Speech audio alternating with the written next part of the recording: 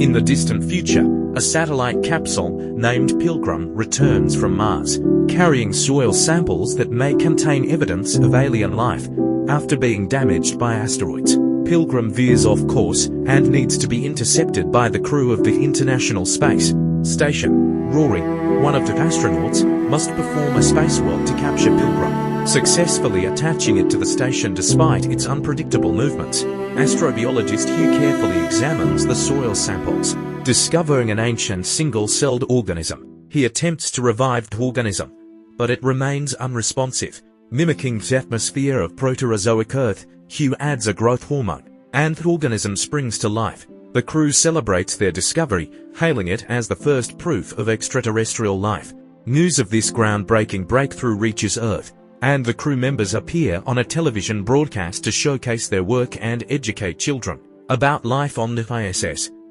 A school is given the honor of naming the organism, and they choose the name Calvin. The discovery sparks jubilant celebrations worldwide. Miranda, the station doctor, expresses concern about David, an astronaut who has been on the ISS for 473 days, nearing the record for the longest continuous stay in space. David's physical condition has deteriorated, with muscle atrophy and radiation exposure reaching critical levels. However, David remains undeterred, preferring the peaceful environment of space to the conflicts of Earth. Hugh is amazed by Calvin's rapid growth, with hundreds of cells forming a complex neural network. Each cell can perform multiple functions simultaneously, acting as a muscle, nerve, and photoreceptor cell. Commander Cat describes Calvin as a unified organism with exceptional intelligence and physical abilities. Hugh notices Calvin developing appendages and attempts to communicate with it. His efforts are successful, and Calvin's cells begin to move and form intriguing shapes.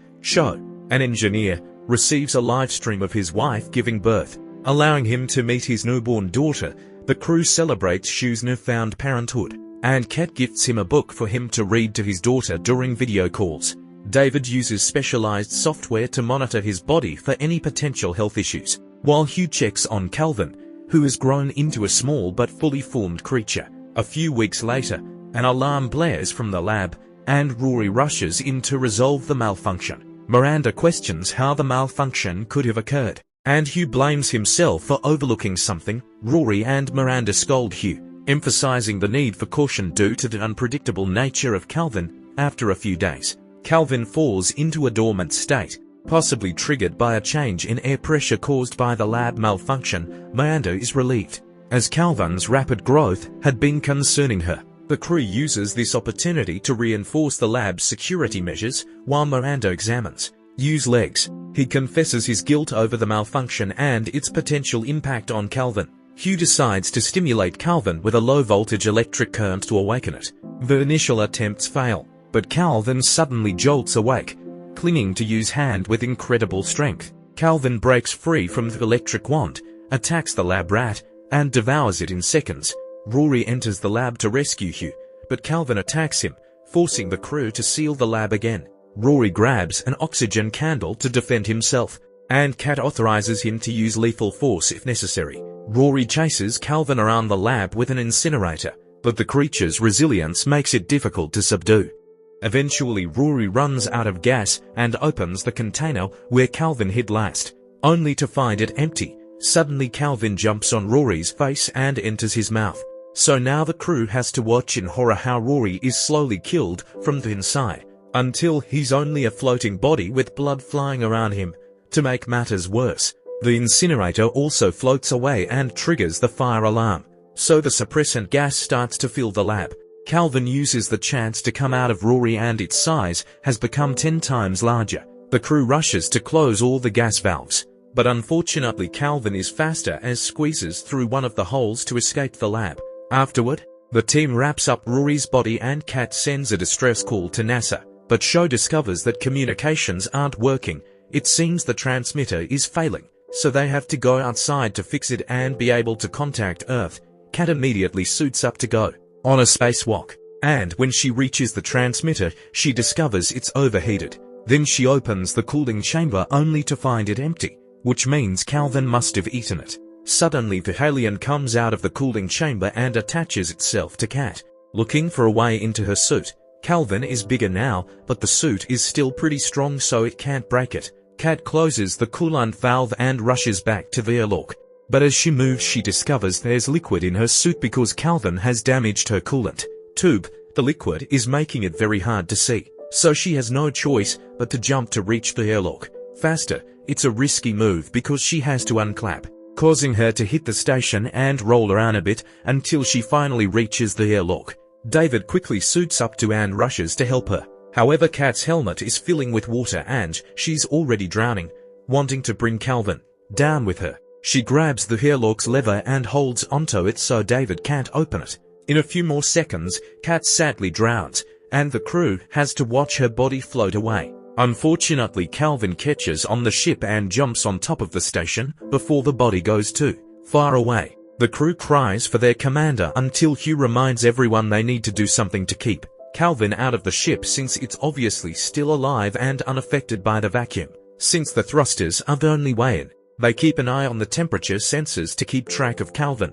Whenever the alien comes close to a thruster, Shaw turns it on to try to blast Calvin away. But all this continuous blasting causes the station to shake and veer off course. Shaw has no choice but to use the remaining fuel to put the station back in orbit, which allows Calvin to sneak inside again. Afterward, Hugh proposes a theory.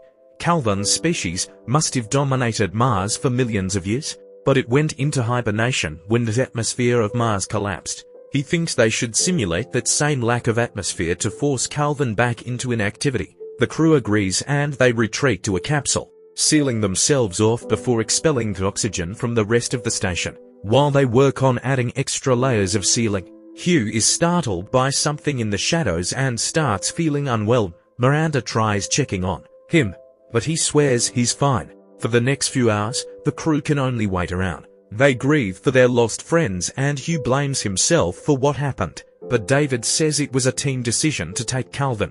Then Hugh points out that Calvin is just a creature trying to survive and to do so it must feed. At that moment Hugh passes out and the computers indicate his vitals are dropping, so the others rush to stabilize it while using the defibrillator. They notice something moving on Hugh's leg.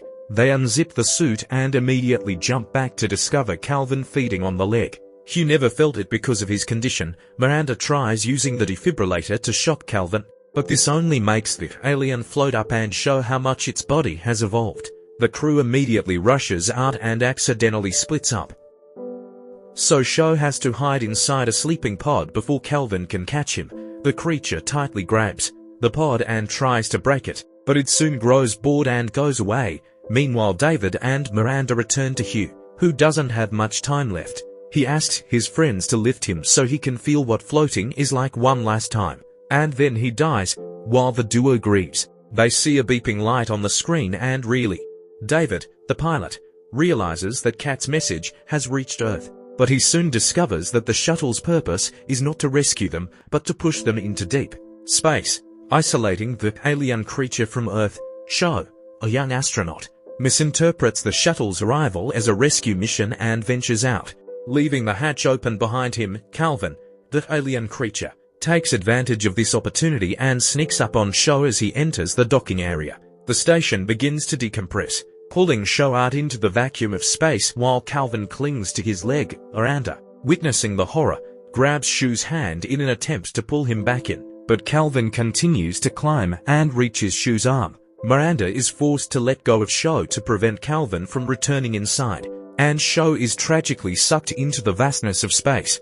With Shaw's fate sealed, Miranda and David make their way back inside the station, sealing the door behind them. They watch in despair as the station falls apart, its broken pieces crashing against each other in a destructive display. Back on Earth, fishing boats gather around a capsule that has landed in the ocean. As they open it, they are relieved to find David alive, having successfully escaped the clutches of Calvin and crash-landed safely. However, their joy is short-lived as they realize that Miranda is lost in the depths of space, leaving Calvin free to terrorize Earth.